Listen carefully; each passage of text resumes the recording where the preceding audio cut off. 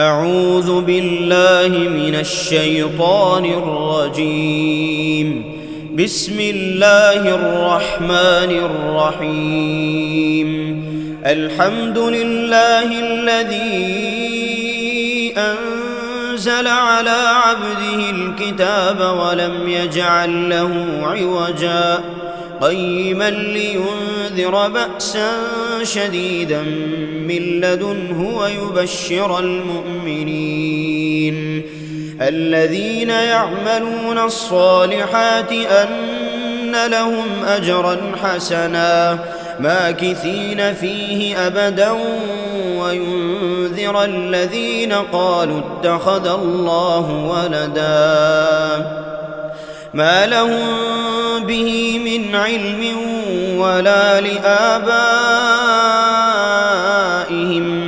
كبرت كلمة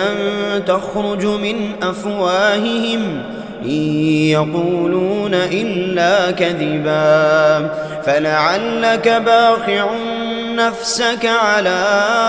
آثارهم إن لم يؤمنوا بهذا الحديث أسفا إنا جعلنا ما على الأرض زينة لها لنبلوهم أيهم أحسن عملا وإنا لجاعلون ما عليها صعيدا جرزا أم حسبت أن أصحاب الكهف والرقيم كانوا من آياتنا عجبا إذ أوى الفتية إلى الكهف فقالوا ربنا آتنا من لدنك رحمة وهيئ لنا من أمرنا رشدا فضربنا على آذانهم في الكهف سنين عددا ثم بعثناهم لنعلم أي الحزبين أحصى لما لبثوا أمدا نحن نقص عليك نبأهم بالحق إنهم فتية آمنوا بربهم وزدناهم هدى وربطنا على قلوبهم إذ قاموا فقالوا ربنا رب السماوات والأرض لن ندعو من دونه إلها لقد قلنا إذا شططا هؤلاء قوم اتخذوا من دونه آلهة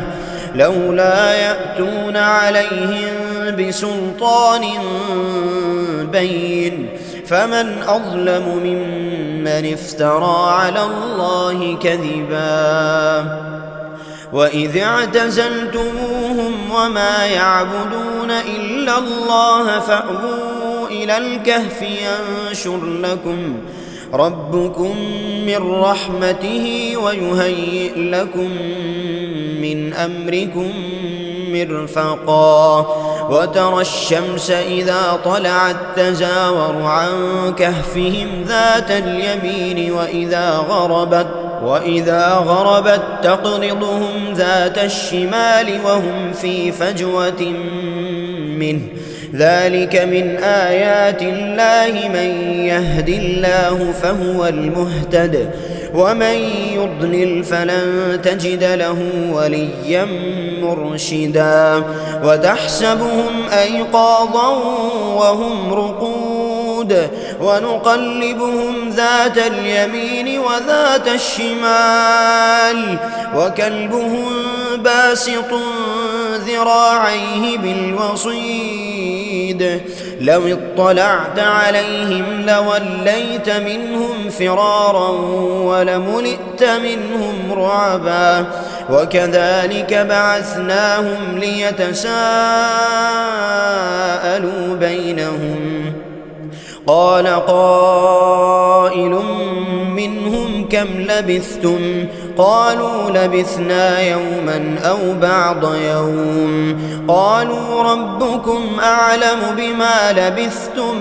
فابعثوا أحدكم بورقكم هذه إلى المدينة فلينظر أيها أزكى طعاما فليأتكم برزق منه وليتلطف ولا يشعرن بكم أحدا إنهم إن يظهروا عليكم يرجموكم أو يعيدوكم في ملتهم ولن تفلحوا إذا أبدا وكذلك أعثرنا عليهم ليعلموا أن وعد الله حق وأن الساعة لا ريب فيها إذ يتنازعون بينهم أمرهم فقالوا ابنوا عليهم بنيانا ربهم أعلم بهم قال الذين غلبوا على أمرهم لنتخذن عليهم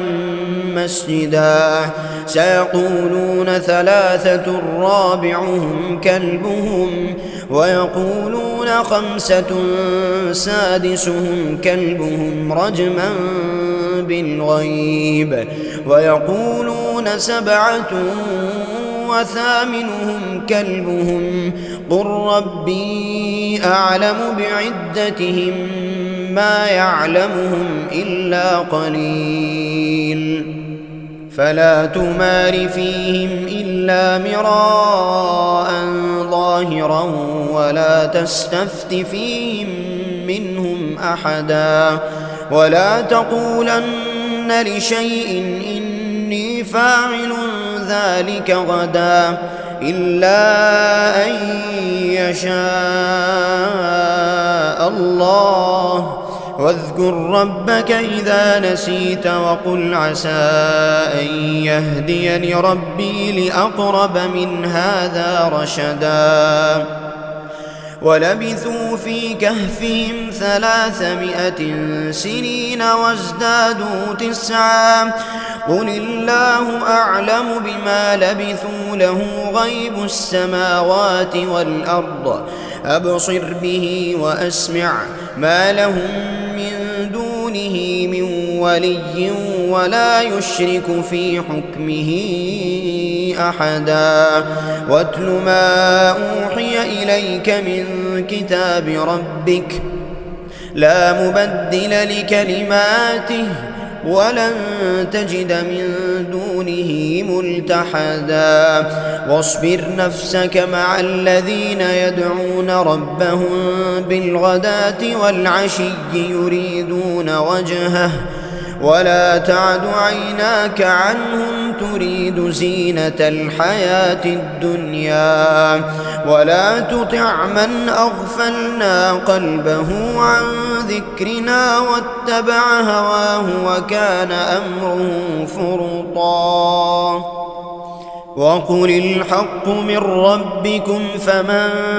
شاء فليؤمن ومن شاء فليكفر إنا أعتدنا للظالمين نارا أحاط بهم سرادقها وإن يستغيثوا يغاثوا بماء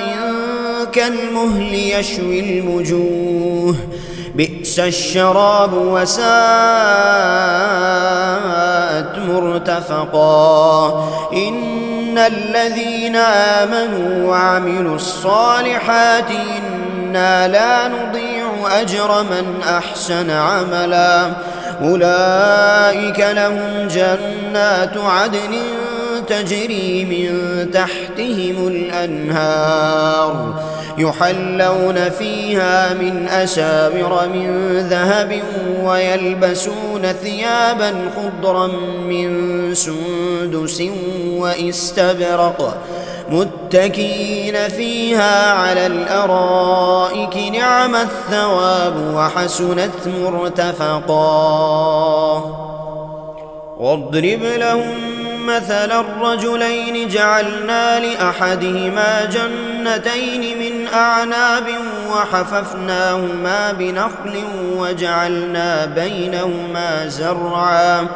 كلتا الجنتين آتت أكلها ولم تظلم منه شيئا وفجرنا خلالهما نهرا وكان له ثمر فقال لصاحبه وهو يحاوره أنا أكثر منك مالا وأعز نفرا ودخل جنته وهو ظالم لنفسه قال ما أظن أن تبيد هذه أبدا وما أظن الساعة قائمة ولئن رددت إلى ربي لأجدن خيرا منها منقلبا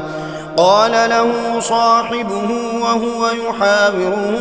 أكفرت بالذي خلقك من تراب ثم من نطفة ثم سواك رجلا لكن هو الله ربي ولا أشرك بربي أحدا ولولا إذ دخلت جنتك قلت ما شاء الله لا قوة إلا بالله إن ترني أنا أقل منك مالا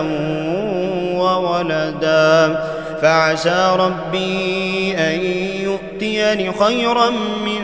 جنتك ويرسل عليها حسبانا من السماء فتصبح صعيدا زلقا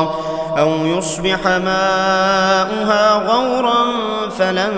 تستطيع له طلبا وأحيط بثمره فأصبح يقلب كفيه على ما أنفق فيها وهي خاوية على عروشها ويقول يا ليتني لم أشرك بربي أحدا ولم تكن له فئة ينصرونه من دون الله وما كان منتصرا هنالك الولاية لله الحق هو خير ثوابا وخير عقبا واضرب لهم مثل الحياة الدنيا كماء إن أنزلناه من السماء فاختلط به نبات الأرض فأصبح حشيما تذروه الرياح وكان الله على كل شيء مقتدرا المال والبنون زينة الحياة الدنيا والباقيات الصالحات خير عند ربك ثوابا وخير أملا ويوم نسير الجبال وترى الأرض بارزة وحشرناهم فلم نغادر منهم أحدا وعرضوا على ربك صفا لقد جئتمونا كما خلقناكم أول مرة بل زعمتم أن لن نجعل لكم موعدا ووضع الكتاب فترى المجرمين مشفقين مما فيه ويقولون يا ويلتنا ما لهذا الكتاب لا يغادر صغيرة ولا كبيرة إلا أحصاها ووجدوا ما عملوا حاضرا ولا يظلم ربك أحدا وإذ قلنا للملائكة اسجدوا لآدم فسجدوا إلا إبليس كان من الجن ففسق عن أمر ربه أفتتخذونه وذريته أولياء من دوني وهم لكم عدو بئس للظالمين بدلا ما أشهدتهم خلق السماوات والأرض ولا خلق أنفسهم وما كنت متخذ المضلين عضدا ويوم يقول نادوا شركائي الذين زعمتم فدعوهم فلم يستجيبوا لهم وجعلنا بينهم موبقا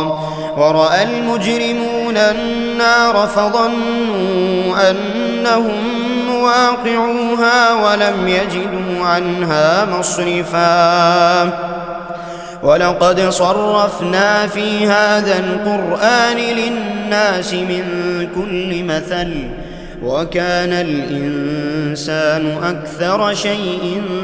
جدلا وما منع الناس أن يؤمنوا إذ جاءهم الهدى ويستغفروا ربهم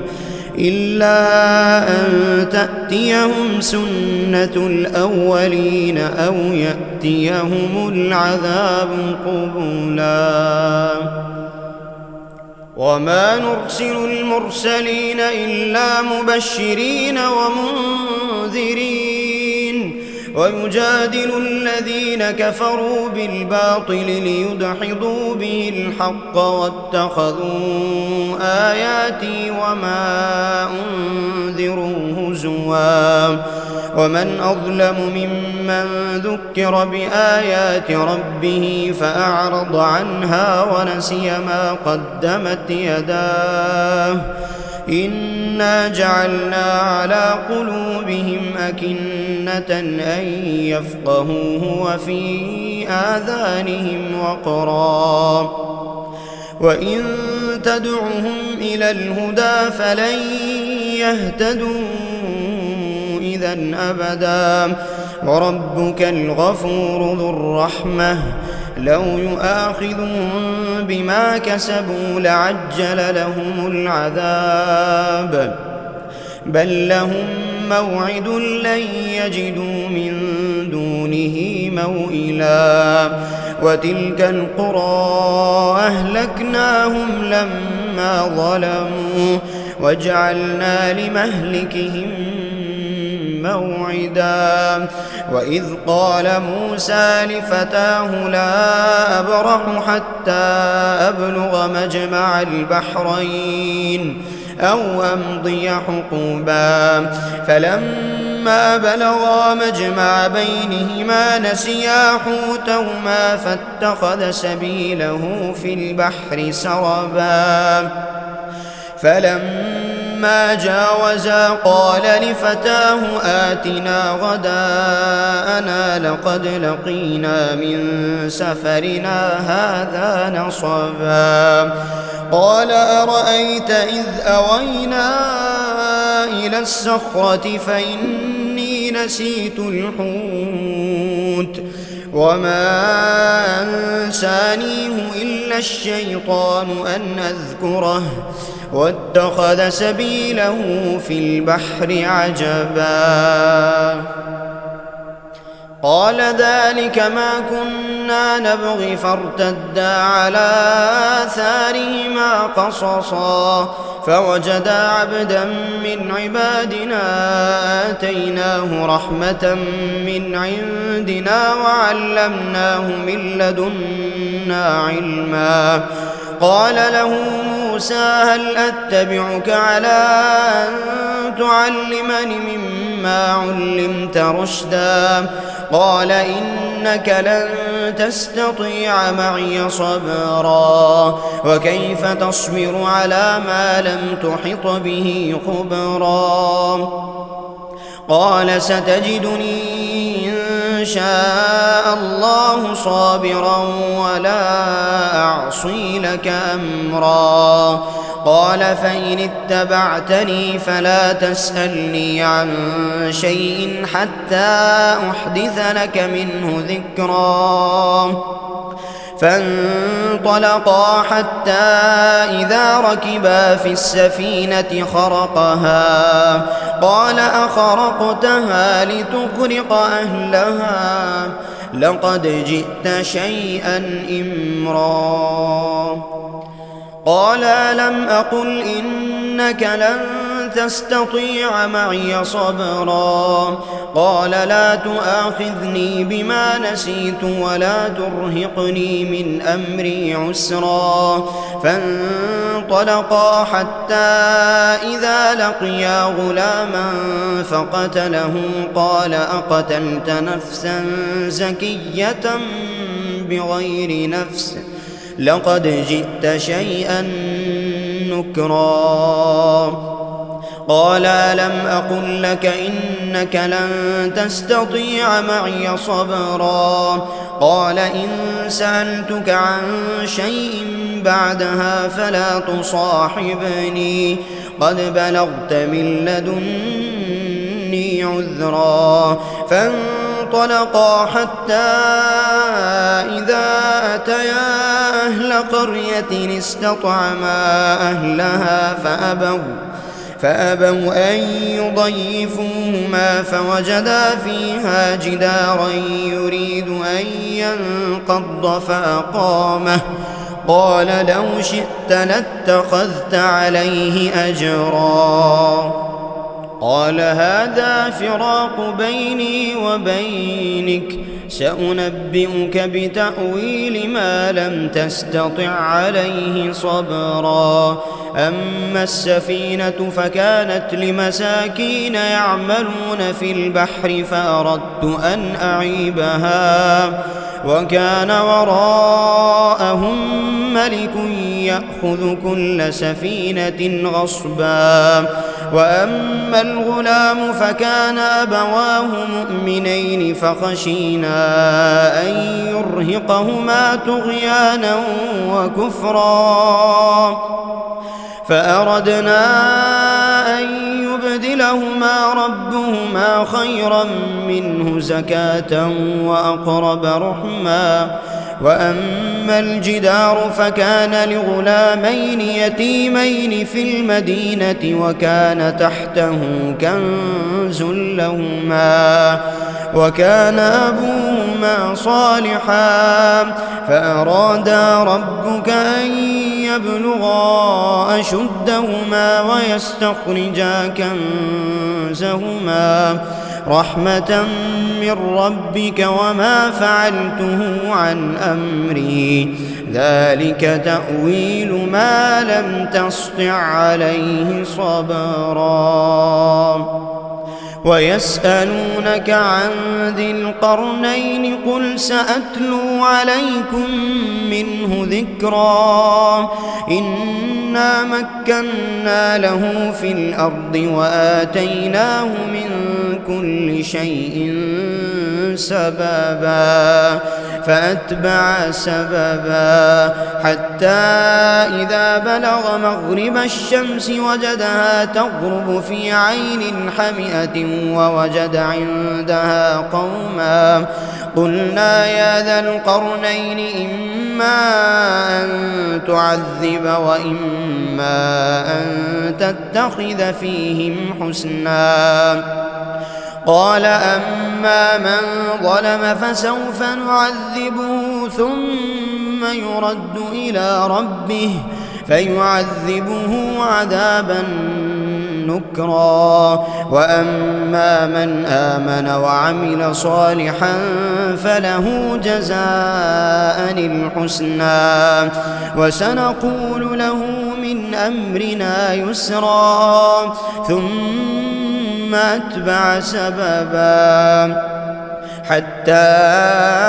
إذا بلغ مطلع الشمس وجدها تطلع على قوم لم نجعل لهم من دونها سترا كذلك وقد أحطنا بما لديه خبرا ثم أتبع سببا حتى إذا بلغ بين السدين وجد من دونهما قوما لا يكادون يفقهون قولا قالوا يا ذا القرنين إن يأجوج ومأجوج مفسدون في الأرض فهل نجعل لك خرجا على أن تجعل بيننا وبينهم سدا قال ما مكني فيه ربي خير فأعينوني بقوة أجعل بينكم وبينهم ردما آتوني زبر الحديد حتى إذا ساوى بين الصدفين قال انفخوا حتى إذا جعله نارا قال آتوني أفرغ عليه قطرا فما استطاعوا أن يظهروا وما استطاعوا له نقبا قال هذا رحمة من ربي فإذا جاء وعد ربي جعله دكاء وكان وعد ربي حقا وتركنا بعضهم يومئذ يموج في بعض ونفخ في الصور فجمعناهم جمعا وعرضنا جهنم يومئذ للكافرين عرضا الذين كانت أعينهم في غطاء عن ذكري وكانوا لا يستطيعون سمعا أفحسب الذين كفروا أن يتخذوا عبادي من دوني أولياء إنا أعتدنا جهنم للكافرين نزلا قل هل ننبئكم بالأخسرين أعمالا الذين ضل سعيهم في الحياة الدنيا وهم يحسبون أنهم يحسنون صنعا أولئك الذين كفروا بآيات ربهم ولقائه فحبطت أعمالهم فلا نقيم لهم يوم القيامة وزنا ذلك جزاؤهم جهنم بما كفروا واتخذوا آياتي ورسلي هزوا إن الذين آمنوا وعملوا الصالحات كانت لهم جنات الفردوس نزلا خالدين فيها لا يبغون عنها حولا قل لو كان البحر مدادا لكلمات ربي لنفد البحر قبل أن تنفد كلمات ربي ولو جئنا بمثله مددا قل إنما أنا بشر مثلكم يوحى إلي أنما إلهكم إله واحد فمن كان يرجو لقاء ربه فليعمل عملا صالحا ولا يشرك بعبادة ربه أحدا.